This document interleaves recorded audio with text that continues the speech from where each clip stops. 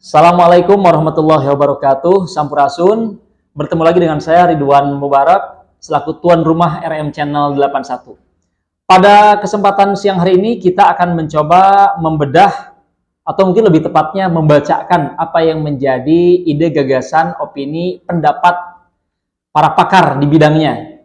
Dan kebetulan sejak tahun 2000-an lah ketika saya kuliah S1 dulu, saya senantiasa berupaya untuk rajin mengklipingkan berbagai macam produk-produk pemikiran orang yang terpublikasikan oleh media-media nasional di rubrik-rubrik opini. Dan kebetulan yang paling banyak saya koleksi adalah rubrik opininya Pikiran Rakyat.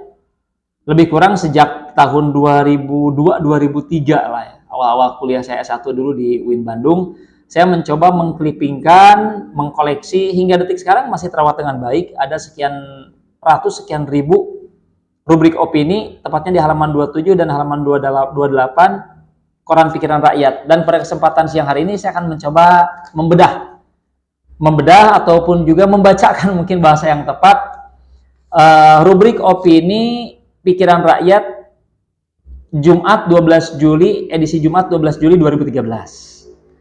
Di sini ada satu tema yang cukup menarik, yakni mengenai budaya malu dan salah, yang ditulis oleh Aji Suraji selaku alumnus Fakultas Sains Universitas Karachi, Pakistan. Baik, saya akan mencoba membacakan terlebih dahulu, kemudian nanti kita kupas tuntas sedikit tentang substansi dari opini yang beliau tuliskan, dan mudah-mudahan masih relevan dalam ataupun dengan kondisi bangsa dalam konteks kesekarangan. Budaya malu dan salah. Kenal dengan Ruth Benedict, dalam metodologi penelitiannya, bangsa Jepang menjadikan budaya malu ataupun shame culture sebagai alat kontrol sosial. Bangsa Barat menganut paham budaya dosa ataupun sin culture, dan budaya salah, guilt culture, sebagai pertimbangan sebelum berbuat. Lantas, Indonesia yang memproklamasikan diri sebagai negara religius, kenapa justru menyandang predikat negara terkorup di dunia? Peringkat ke-118 dari 176 negara. Transparansi Internasional Indonesia tahun 2012. Budaya apa yang dianut oleh bangsa ini? Ini cukup menarik. Krisis moral.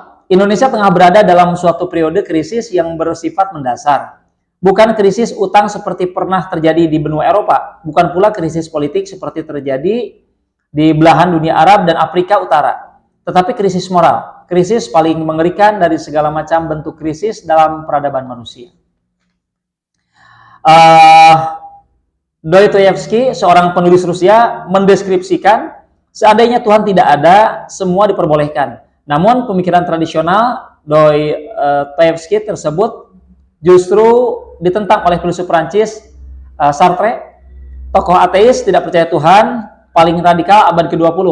Dikatakan tidak benar bahwa orang ateis bebas melakukan apa saja.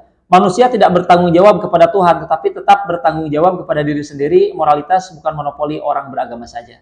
Ini tulisan dari Aji, ya, mengutip dari beberapa ilmuwan, dari beberapa pakar. Pertanyaannya adalah, ketika kaum ateis masih menerima moral sebagai sesuatu yang penting dan hakiki, baik bagi individu maupun dalam kelompok masyarakat, lantas apa artinya moral bagi politisi dan birokrat termasuk jenderal di negara Republik Indonesia ini? Ini pertanyaan menohok. Bukankah korupsi termasuk tindakan amoral? Bukankah korupsi yang semakin menggurita dan brutal itu justru dilakukan oleh politisi dan birokrat termasuk jenderal yang notabene fasih melafalkan ayat-ayat suci Tuhan dan rajin bersujud di tempat-tempat ibadah?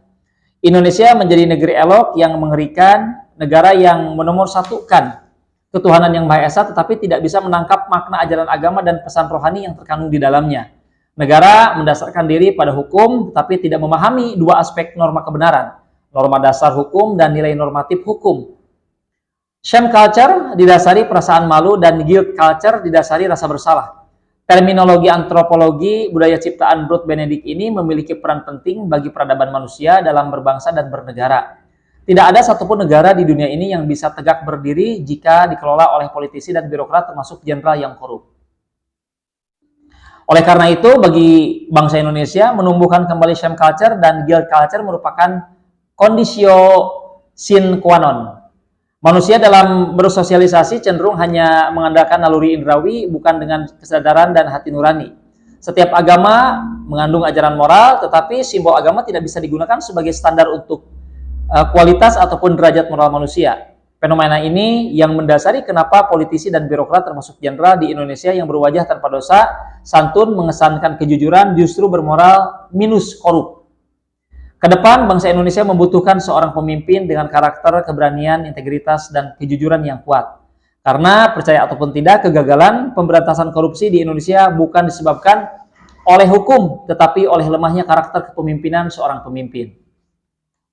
Karakter bisa dibangun atau dibentuk meskipun memerlukan waktu lama karena menyangkut disiplin tinggi. Namun, kalau korupsi terjadi karena hierarki bawah bercermin pada pemimpin di lapis hierarki atas ataupun pemimpin menjadi patron, maka pemimpin model ini harus dilengsarkan karena memiliki sikap dan perilaku buruk. Apapun caranya, budaya malu dan budaya salah harus ditumbuhkan kembali dalam kehidupan berbangsa dan bernegara.